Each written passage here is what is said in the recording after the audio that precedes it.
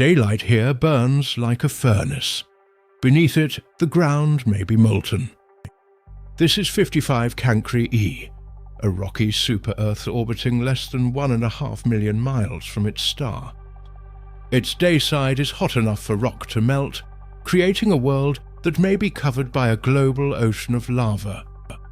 A year here lasts less than 18 hours. The star appears enormous in the sky, bathing the planet in relentless energy. But the heat is not evenly trapped. Observations from the James Webb Space Telescope suggest a volatile-rich atmosphere may be moving energy away from the blazing dayside.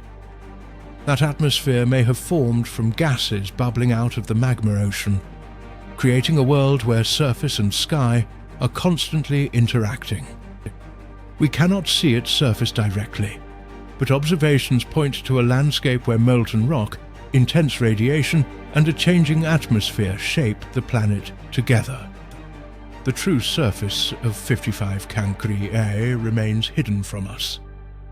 But one thing is clear, this is a rocky world unlike anything in our solar system. Kepler's echo, where science meets wonder,